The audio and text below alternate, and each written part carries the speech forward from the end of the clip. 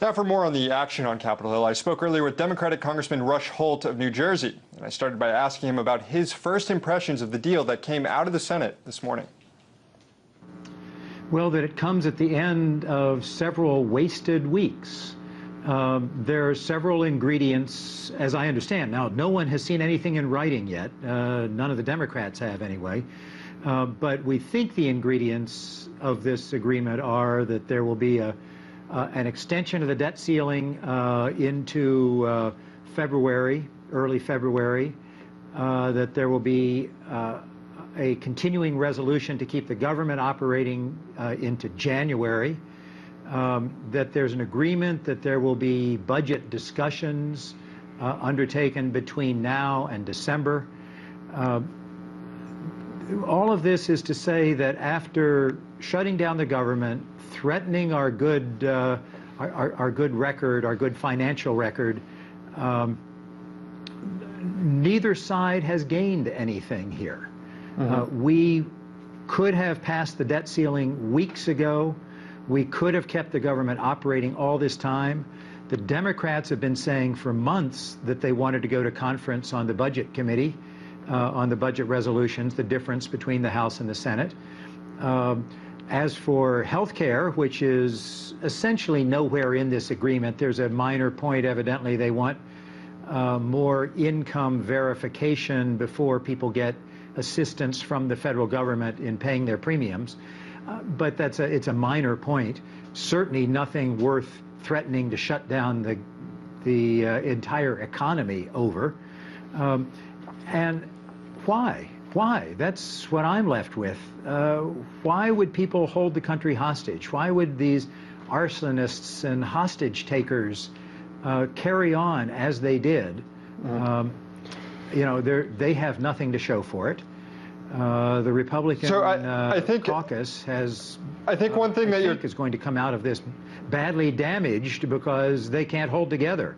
The Democrats have held together in this, and it has said you don't negotiate on some of these fundamental points about how this government works. And, if I could I want to just jump in here on this, something you're kind of touching on here, Congressman. A long time ago. Right, but I mean, clearly it's hard to find someone who wins or loses out of this deal. As you sort of mentioned, there was the pain of 2 weeks of a shutdown, national embarrassment that all this caused, but I mean, at the end of the day, you've prevented Republicans from using the debt limit to exact more cuts to Obamacare, but Democrats are going to all line up to support a spending number that's more in line with Republican demands, that's more in line with austerity in this clean Senate spending resolution.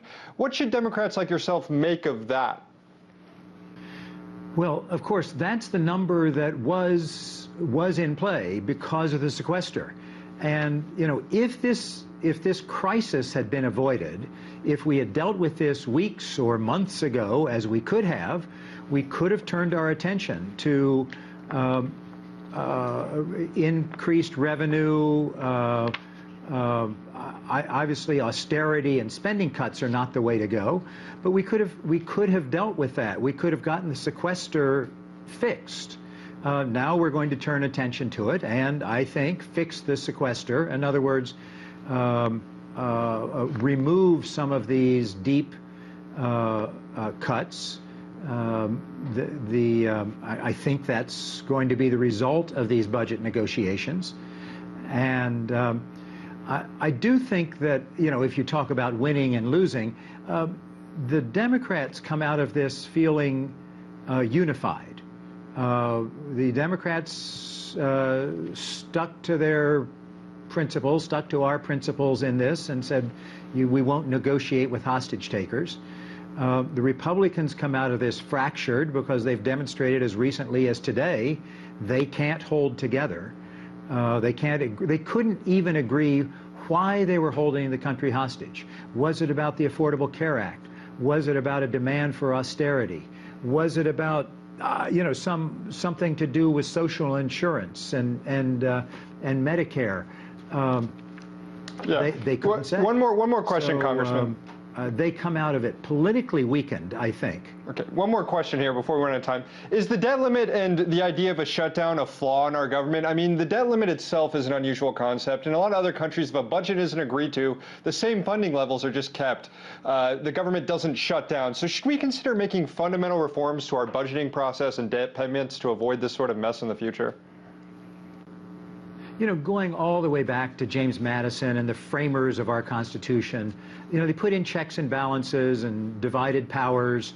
They made it clear, however, that a self-governing country depends on the goodwill of the people and the governmental mechanism. A self-governing country works only if you believe it does. And I certainly hope that there's no fundamental damage to the willingness of people to govern themselves, that there's no fundamental damage to the American cherished belief that we can govern ourselves. There's no regulations or rules or parliamentary procedure that can guarantee it. Certainly our Constitution provides some very good checks and balances against unbridled power and concentrated power.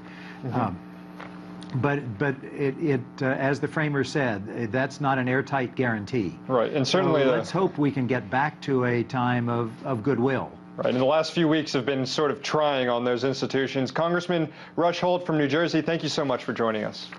Thank you.